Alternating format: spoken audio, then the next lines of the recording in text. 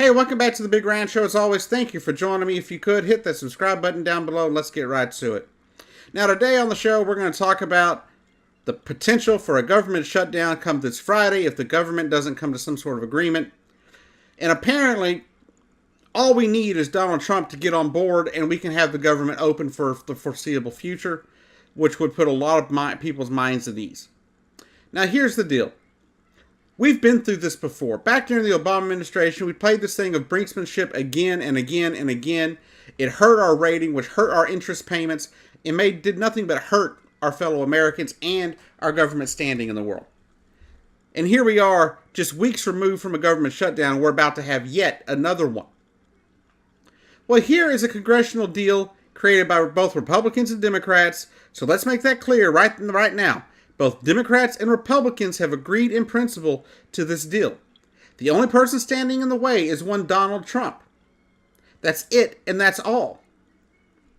Now, let's go into this and discuss what this bill would have in it, what kind of agreement that the two sides have come to, and whether or not you think Donald Trump would use the better judgment and actually sign the agreement. Now, there would be an increase in funding for barrier funding. That's what they're saying in this deal.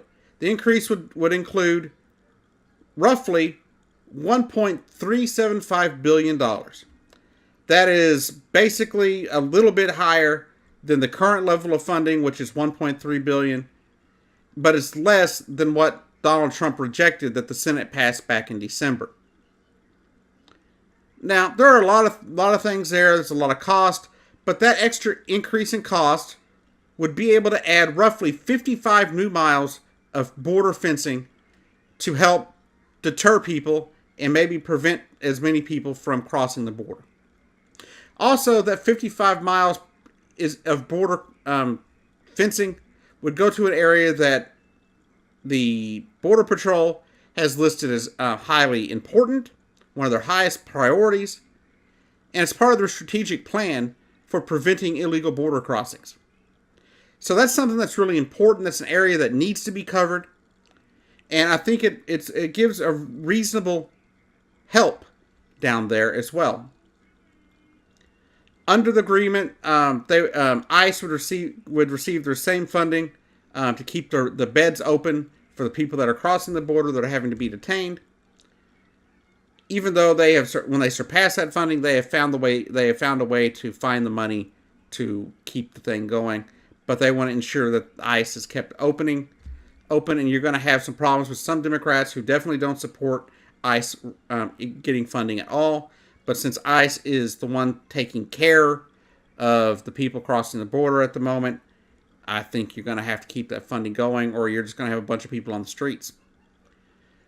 According to congressional sources, though, the deal includes a prohibition on the use of concrete walls, and they can only use existing technologies for border barriers to be built. Now, I think that's something very important, because a cement wall is something that's going to be very expensive. Even an iron or steel fencing, as some people have suggested, would be very hard to keep up, maintain, and very expensive to erect across the entire border. As well, there are a lot of places across the border where a cement fence would destroy the environment. As we have right now down in the Rio Grande Valley and everything, there is a butterfly refuge right now that is being destroyed by fencing that is being built right through the center of it. A cement wall would be even worse and more of a hindrance to the wildlife down along the border. But don't forget that there's a lot of areas of the border that we don't need to build a fence. So doing it piecemeal may not be the best option, but doing it the way we're doing it with fencing and things like that are a little less invasive than building a giant cement wall that you'd have to disrupt the environment for, it seems like the best ideas.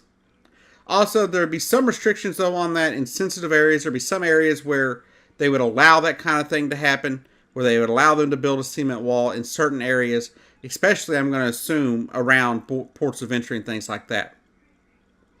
Also, there's an increase of $1.7 billion overall Department of Homeland Security spending. It says primarily for technology, ports of entry security, customs officials or officers, and humanitarian aid. Now, the White House is still mulling this over. Donald Trump mentioned in his little rally yesterday that he did in El Paso that he hadn't seen what the agreement was, and had not been voted on. So we'll see what happens in the coming days. I hope that this gets settled beforehand, because I don't want all those people that just got their paychecks back and just started getting their money back, to be shut down again and sent home to where they can't pay their bills again. Because every time that you do that, you hurt these people. It's not like they can just run out and apply for food stamps, because one, the government shutdown will prevent them from doing so in many states, as well as it doesn't help. They just won't have the option. They won't have that option. Because unfortunately, it takes time for you to become qualified to get food stamps. So I hope cooler heads will prevail here. I don't think we have to be able to do a wall, a full cement wall, and a wall all the way down the border to do what we need to do. As well, Donald Trump claims that it's all about drugs, drug trafficking, and murderers. Well, the stats don't back him up. The statistics say that most drugs are coming through ports of entry, legal ports of entry, not through people walking through some rancher's farmland. Am I sure it happens from time to time? Yes. But the majority of these drugs are coming through ports of entry. Even the drug cartels have admitted that they just go through legal ports of entry and pack it in with other legal produce and stuff that come through the border. So let's just leave it at that. Let me know down below what you think. Let me know if you think it's a great idea to build the wall. If you don't like the wall, let me know. Tell me what your solutions are to curb possible illegal immigration coming across the border. And what do you think about the statistics that we're sitting at the bottom of a 40-year low on illegal border crossings, according to Trump's own government numbers? Anyhow, this has been The Big Ranch Show. I've been your host, Jacob Keck, and I'll see you down the road.